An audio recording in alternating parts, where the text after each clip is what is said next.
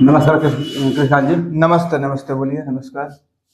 जैसे कि पश्चिम बंगाल में चुनाव हुआ, संपन्न हो गया, तो उसमें बीजेपी जीत गया, ममता बनर्जी हार गए। तो इसमें ममता बनर्जी प्रचंड बहुमत के साथ जीता है। तो इसमें ममता बनर्जी के हार के कारण बताइए आप लोग। तो दोस्तों, सबसे पहले तो आप सभी लोगों को नमस्कार। मैं हूं कृष्णाकांत। और भैया जी ने जिस तरीके से सवाल किए, एकदम बहुत ही जबरदस्त सवाल किए कि पश्चिम बंगाल में जो ममता बनर्जी की सरकार है वो क्यों हार गई और हार का कारण क्या है।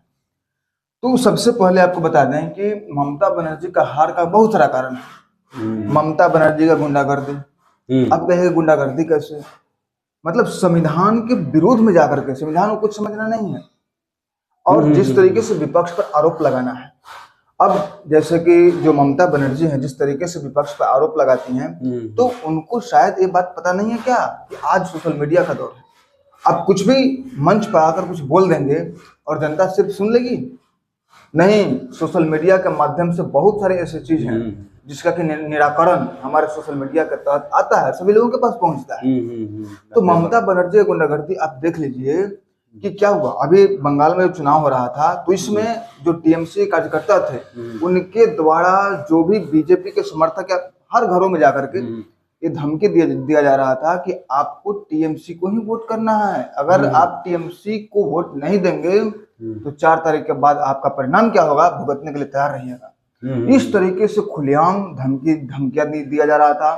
और सबसे पहली बात आपको बता दें कि जो वहां पर जो ईवीएम मशीन था, उसमें जो बीजेपी का जो चुनाव चिन्ह था उस पर टेप लगा दिया गया। सही बात बोले। ये भी क्वेश्चन हम करने वाले थे, लेकिन आप बोल ही दिए। ठीक है, तो टेप लगा दिया गया कि जनता जो है उस चुनाव चिन्ह को देखे नहीं और वोट ना दे पाए। तो इस तरीके से पूरी तरीके से जो गुंडागर्दी है, ये ममता बनर्जी को आज के डेट में करारा जवाब मिला है। इन सभी गुंडागर्दियों का करारा जवाब मिला है। और जो भी मतलब जो उस आतंक से मतलब पीड़ित थे, उनको एक अच्छा मौका मिला है, सुनहरा भविष्य मिला समझिए तो बंगाल को। नहीं तो आने वाले समय में क्या होता है, बहुत परेशानी होता, आने वाले जनता को परेशानी होता। और आने वाले समय में हमें इस बात को बोलने से थोड़ा सा भी संकोच नहीं है कि अगर ममता बनर्जी की सरकार वहां पर लगातार बनी ही रहती तो आने वाले समय में वो पाकिस्तान का रूप ले लेता। बिल्कुल बात सही बोले, आपसे बात से सहमत हूँ। जिस तरीके से वहाँ एक कट्टरपंथियों का जिस तरीके से खुलेआम जो था ना, खुलेआम ऑफर दिया जा रहा था कि आप कुछ भी करो, कोई दिक्कत नहीं है।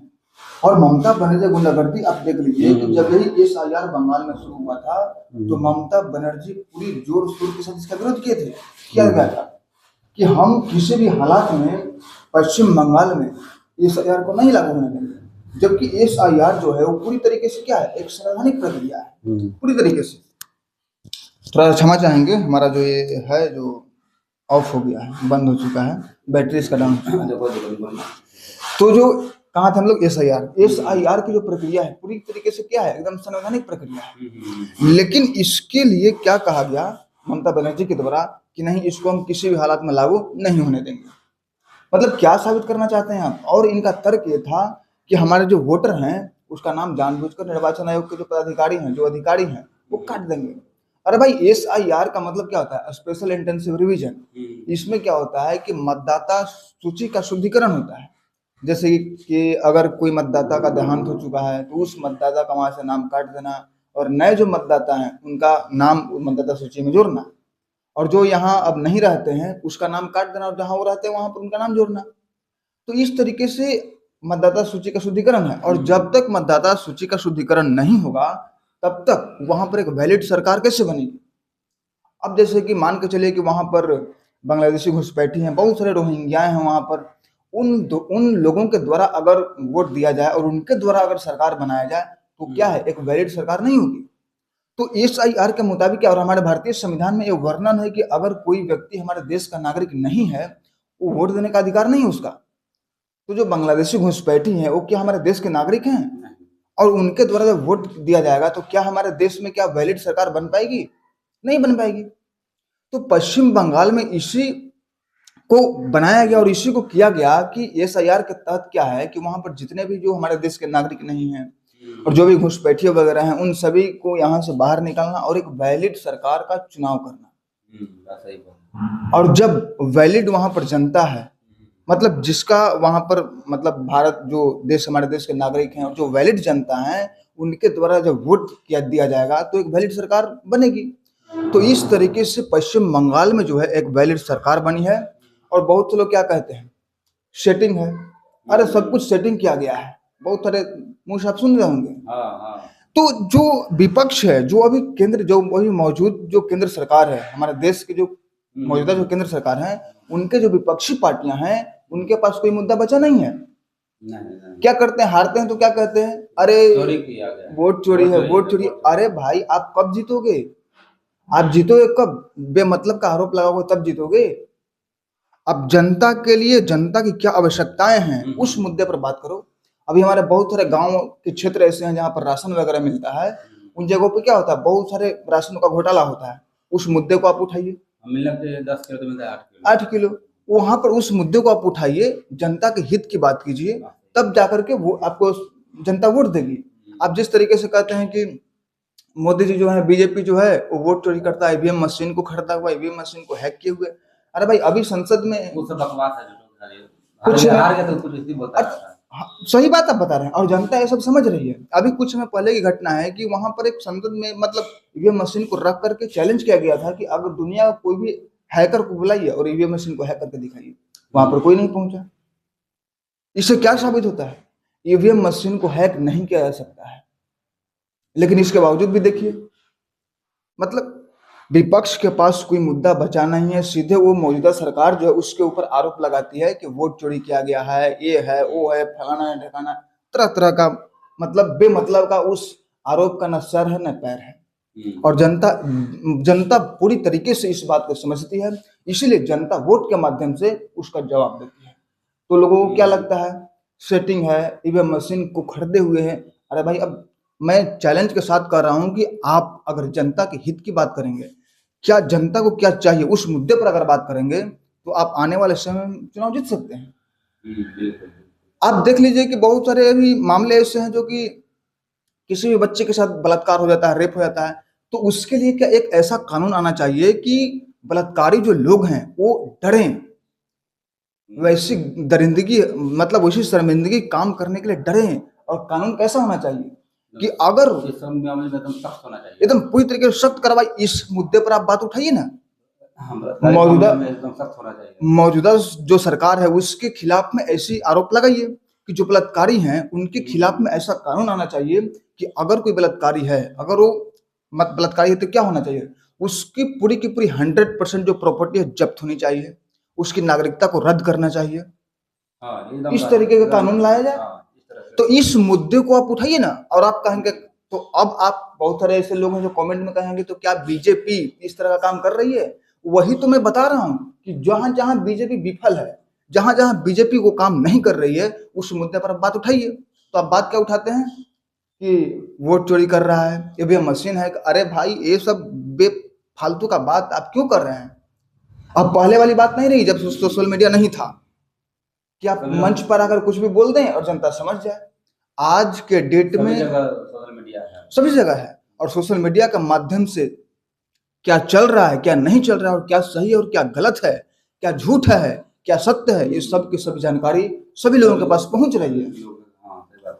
अब सिंपल से एक उदाहरण के तौर पर आपको बता रहे हैं कि मान के चलिए कि आप अगर 1 बीघा में धान की खेती किए हुए हैं, ठीक है, 1 बीघा में हम धान की खेती किए हुए हैं, तो हम जो है, हम अपने धान की जो रख रखाव है, जो वहां पर दवाई क्या चाहिए, समय समय पर सिंचाई दे रहे हैं, पानी दे रहे हैं, दवाई दे रहे हैं, सब तरह कर रहे हैं। और आप क्या कर रहे हैं, आप सिर्फ हमारा कमियां निकाल रहे हैं कि आपके जो धान में जो रोग लग रहा है, जो पानी की कमी है, उस पर ध्यान नहीं है आपका क्या ध्यान, आप क्या कर रहे हैं कि अरे आप ही यार हमारे धान के खेत में यार दवाई मार दे रहे हैं तो हमारा धान सूख जा रहा है, हमारा ये कर दे रहे हैं, पानी नहीं दे रहे हैं, हमारा ये सूख जा रहा है। अरे भाई हमारे ऊपर आरोप लगाने से अच्छा ये नहीं कि आप अपने धान की खेती को अच्छे तरीके से उस पर ध्यान रखें, तब ना आपका भी धान ऊपर रहेगा। लेकिन नहीं, हमारे ऊपर सिर्फ आरोप। अरे हमारे में जो कमियां हैं, जो हम जनता के द्वारा चुन करके आए हैं और हम जो काम कर रहे हैं जनता के हित के लिए, और उस काम में अगर कोई गलती है, कोई गड़बड़ी है, मतलब जो काम कर रहे हैं और जो काम नहीं कर रहे हैं, उस मुद्दे को आप उठाइए। देखिए जनता आपको सलाखों के ऊपर बिठा करके रखेगी। बात सही बोल रहे हैं। अभी ममता बनर्जी का गुंडागर्दी देख लीजिए कि ईडी अधिकारी के ऑफिस में जाकर के उनके फाइल को छीन लिया गया था।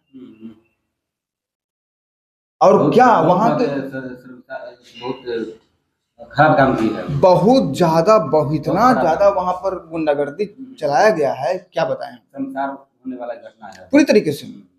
और अभी कुछ समय पहले ही घटना आपको बता दें कि जब जीतने के लिए क्या से क्या कर रहा है सब। अरे दो इतना तो छोड़ दीजिए ना, जीतने के लिए छोड़ दीजिए, जब जीत गई थी ममता बनर्जी 2021 में ना, उसके बाद भी वहां पर दंगा हुआ था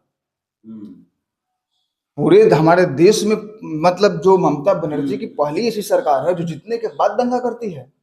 2021 में आपको मालूम होगा जब जीती थी तो दंगा हुआ था। वहां पर क्या हुआ था कि बीजेपी की जो महिला कार्यकर्ता थे उनके ऊपर बहुत सारे ऐसे जो मतलब क्या उसको कहें, मतलब इतना शर्मनाक काम किया गया था, क्या कहें पूरी तरीके से।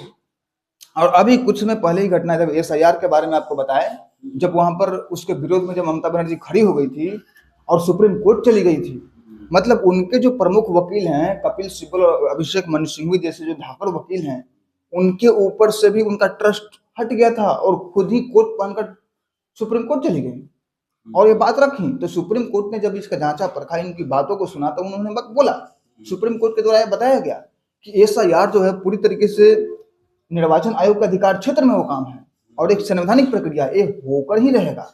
तब जाकर के फिर भी उसके बावजूद भी ममता बनर्जी एकदम अड़ी रही कि नहीं, किसी भी हालात में हम एसआईआर को लागू नहीं होने देंगे। और उसके बाद में तर्क देती हैं ममता बनर्जी कि अगर निर्वाचन आयोग के अधिकारी अगर हम बंगाल में अगर जो एसआईआर है वो करेंगे तो हमारे जो वोटर हैं उसका नाम जानबूझकर काट देंगे। तब जाकर के यही सुप्रीम कोर्ट ने साफ साफ मतलब उनको आश्वासन दिया।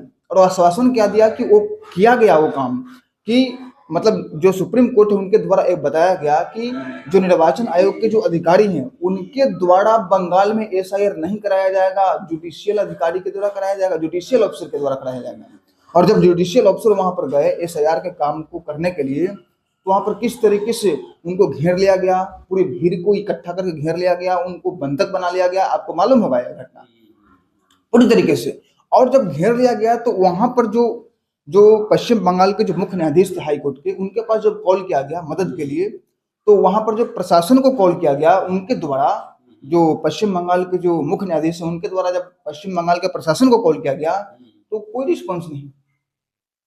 उसके बाद में फिर हमारे देश के chief justice of India Suryakant ji के पास कॉल किया गया, तो वो वहां के पश्चिम बंगाल के स्थानीय प्रशासनिक अधिकारी के पास कॉल किए, कोई रिस्पॉन्स नहीं।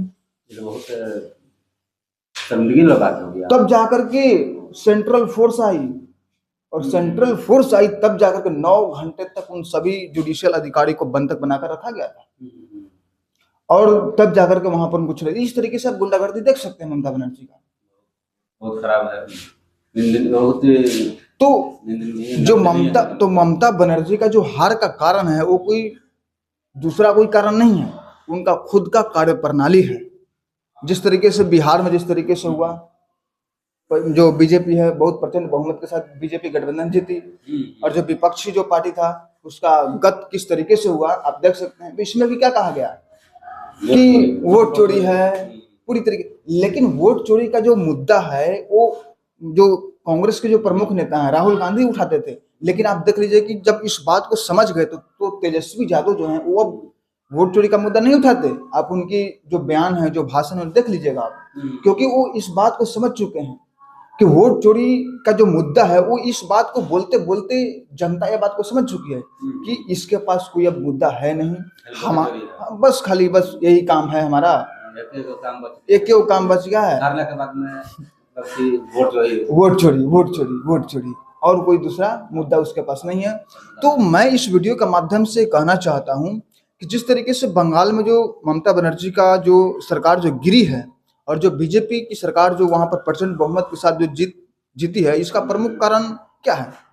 इसका प्रमुख कारण यही है कि जो विरोधी जो ममता बनर्जी की जो सरकार है, जो कांग्रेस है, जो तृणमूल कांग्रेस जो है, वो क्या है कि वो मुद्दे की बात नहीं करता, जनता के हित की बात नहीं करता। वो सीधे सीधे जो मौजूदा जो सरकार है उसके ऊपर सिर्फ मतलब आरोप लगाती रहती है और वो आरोप न सर होता और उस आरोप का न सर होता है न पैर होता है। बेमतलब का आरोप लगाती है। जिस तरह से देख रहे हैं पूरा भारत में बीजेपी कब्जा में नहीं कर सकते हैं, पूरा बहुमत जनता के द्वारा, हाँ जनता के द्वारा पूरा परचम लहरा चुके हैं। इसमें आप क्या कहना चाहते हैं इसके बारे में? तो परचम तो उत्तर से छोड़कर जी पूरा लगभग पूरा भारत में तो परचम लहराएगा ही ना, परचम तो लहराएगा ही ना। अब हम देखिए, अब मान लीजिए कि हम जिस तरीके का काम चाह रहे हैं, हम जिस तरीके का काम चाह रहे हैं उस सरकार से, और उस सरकार जो है उस तरीके का काम हमें दे रही है, तो भाई तो जीतेगा ही जीतेगा। लगभग 22 राज्यों में बीजेपी का ही सरकार है। आपका कहना उचित है, मतलब 6 राज्य बच गया है। आपका कहना एकदम सही है। तो अब जो विपक्षी जो पार्टियां हैं, अब वो चाह रही कि किसी भी तरीके से हम जीते हैं, तो वो ऐसे नहीं जीत सकती ना कि वोट मतलब मंच पर आकर बोल दिए कि वोट चोरिए। अभी आप देख लीजिए, असम के जो मुख्यमंत्री हैं हेमंत बिश्व शर्मा, वो वहां पर भी जीत चुके हैं। क्यों जीते हैं भाई? आप जो कांग्रेस पार्टी के जो गद्दावर नेता है पवन खेरा के बारे में आप जानते हैं, जो हेमंत बिश्व शर्मा की जो पत्नी थी उनके ऊपर आरोप लगाया गया था कि कई देश, मतलब 2-3 ऐसे देश हैं जिनकी नागरिकता उनको प्राप्त है। मतलब बेमतलब का, और उस आरोप का ना सर है ना पैर है। उसके बाद में हेमंत बिश्व शर्मा क्या बोले कि अगर इस बात में सच्चाई है तो हमें प्रूफ दीजिए, प्रूफ दो। और जब उसको जो असम की जो पुलिस है उनको जब मतलब दबोचने के लिए पहुंची, तो जो क्या बोले आपको, पवन खेरा जो थे तो इधर से उधर भागते रहे। अगर आपकी बातों में सच्चाई है, अगर आपके आरोप में सच्चाई है, तो उस आरोप का प्रमाण दीजिए। तो जो विपक्षी जो पार्टियां हैं, उन सिर्फ और सिर्फ जो बीजेपी जो सरकार है उसके ऊपर आरोप लगाती रहती है, और उस आरोप का कोई न सर है न पैर है, कोई सबूत ही नहीं है, बेमतलब का आरोप लगाती रहती है। तो पहले के समय में ऐसा था, जब सोशल मीडिया नहीं थी, तो आप कुछ भी बोल दो, आरोप लगा दो, जनता सुन गई, समझ गई। लेकिन आज के डेट में आप बेमतलब का आरोप लगाते रहोगे तो ये चलने वाला नहीं है। और विपक्षी पार्टियां जो है वो इस बात को समझ नहीं रही है। वो समझ रही है कि पहले वाली ही बात है, अब मंच पाकर कुछ भी बोल दें जनता समझ लेगी। लेकिन जनता नहीं समझेगी भाई। आप उल्टा सिखाओगे, जनता उल्टा समझेगा? नहीं समझेगा। आप एक जनता के हित की बात करो, जनता के बारे में बात करो। और बीजेपी का जीत का प्रमुख कारण क्या है? बीजेपी जब मतलब जो केंद्र में आई थी, भाजपा जो केंद्र में आई थी, उसका प्रमुख कारण ही था सोशल मीडिया। सोशल मीडिया के माध्यम से आई थी। और सोशल मीडिया का पावर इतना ज्यादा है ना कि सोशल मीडिया ही सरकार को बना सकती है और सरकार को उखाड़ फेंक सकती है। इतना बड़ा ताकत है सोशल मीडिया में इतना बड़ा ताकत है। सही बोल रहे हैं आप। तो आप जिस तरीके से बेबुनियाद आरोप लगाते रहते हैं, उसको आरोप लगाना बंद कीजिए। और जो अभी केंद्र की जो मौजूदा सरकार है, उसके जो ऐसी काम जो वो कर नहीं पा रही है, उस काम को करने के लिए आप उस मुद्दे को उठाइए, तब जाकर के आप जीत सकते हैं, आप जीत पाएंगे। हाँ। तो क्या आप समझ पाए इसी तरीके से? हाँ, बहुत अच्छा समझ पाए। चलिए, बहुत अच्छा से आपने समझाया और बहुत अच्छा लगा आपको बात विचार। तो दोस्तों, आप कमेंट के माध्यम से जरूर बताइएगा कि जिस तरीके से हमने आपको एक्सप्लेन करके पूरी विस्तार पूर्वक बताया, आपको एनालिसिस वीडियो आपको कैसा लगा, कमेंट के माध्यम से जरूर बताइएगा। और साथ ही साथ ये भी बताइएगा कि आप हमारी वीडियो को कहाँ से देख रहे हैं, ताकि मालूम चले कि हमारी वीडियो को कहाँ के लोग देखते हैं। तब तक के लिए धन्यवाद, और फिर ऐसे ही मिलते हैं एक किसी नए वीडियो में। तब तक के लिए जय हिंद, जय भारत, जय भारत माता। जय हिंद।